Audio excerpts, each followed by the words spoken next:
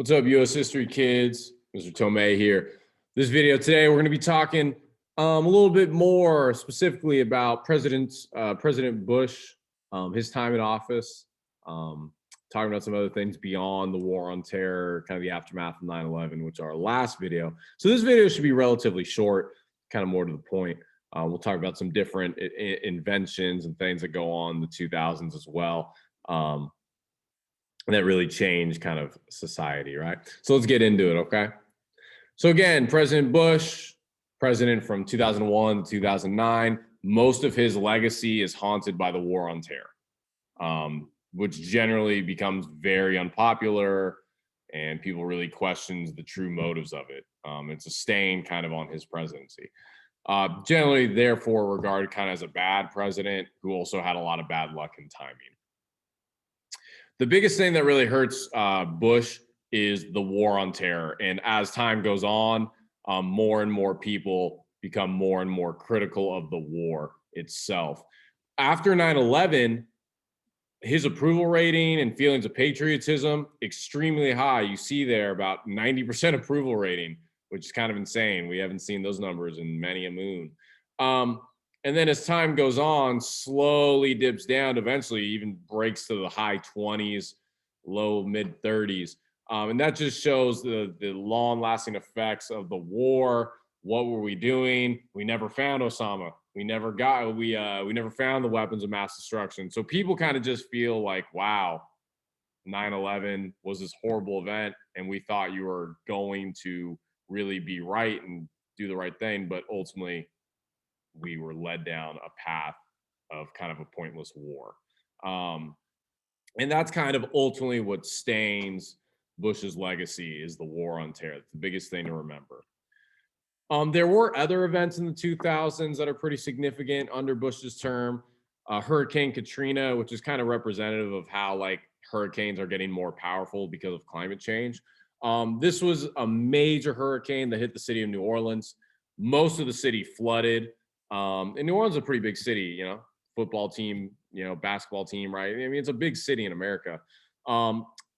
Nearly 2,000 people died, and it caused over $125 billion in damages. And the government response to the hurricane was seen as relatively pathetic. And with Bush being the president, this only made things worse. The thing about New Orleans, too, which a lot of people were critical of, is that New Orleans is a city with a very large Black population. And many Americans began to wonder if this government rescue plan, which really wasn't a good plan, it wasn't that great, it wasn't that supportive, right? You would think in times like this, the government comes to help you.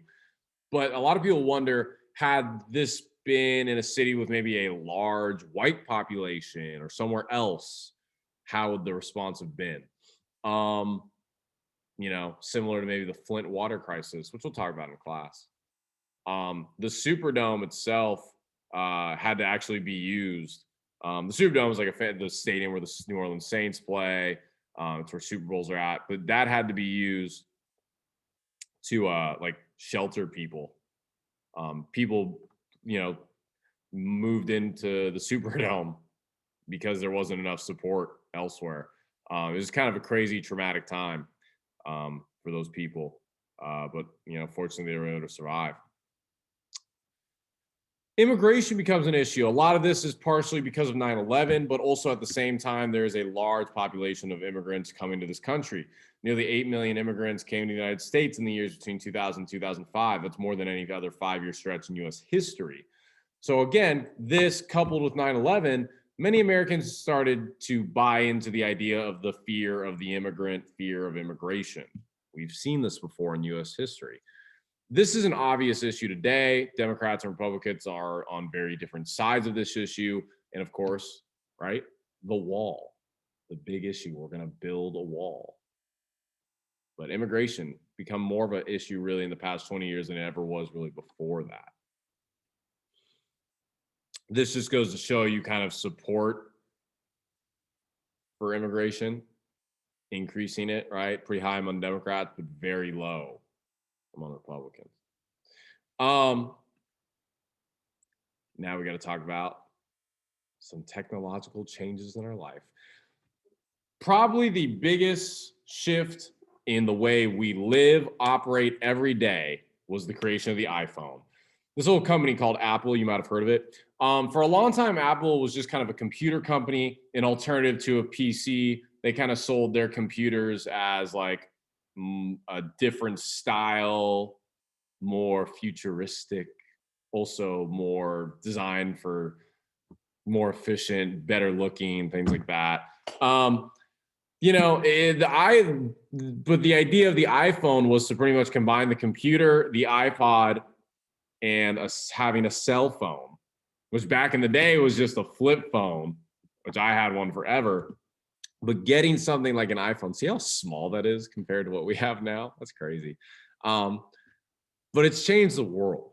I mean, even in the classroom, my job is now different because of this.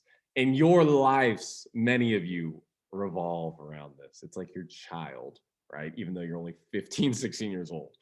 And look, the reality is we can do a lot of things on this phone, right? We can Zoom, we can pay people, we can go, I mean, anything. It's a computer in our hand and it's mobile. And the iPhone is just, even from when it first came out, has improved tremendously since it first came out. But again, the iPhone changed the game in so many ways, and it's now made Apple probably the most recognizable company in the world, right? And then along with that, you have the rise of social media, which was perfect for these new smartphones, right? So, you know, with the advent of the internet, especially being as fast and strong as it was in the 2000s, and kind of the you know, seeing a way, an opportunity to kind of create a new kind of communication system, social media was created. So companies like MySpace, Facebook, and Twitter were the early kind of like places where we interacted online. Social media allows us to talk with anyone around the world. We're connected to anyone. We can like and share stuff instantly. It's a source of news that can be shared. But the problem is with social media is that, you know, maybe is it okay that everyone has the ability to share their thoughts and ideas and just Twitter rage away, right? Internet culture is weird. And that's what your homework assignment is going to be about. You're going to be watching an interesting video that discusses these social media sites, how they're programmed, how the algorithms keep you coming back, and how they've contributed partially to the erosion of democracy in our country. But yeah, you'll get into that a little bit later. So that kind of wraps up the Bush years. Next video, we'll talk about Obama and the aftermath of the Bush years and stuff. Okay. Yeah, good job. Watch the video. I'll talk to you guys later.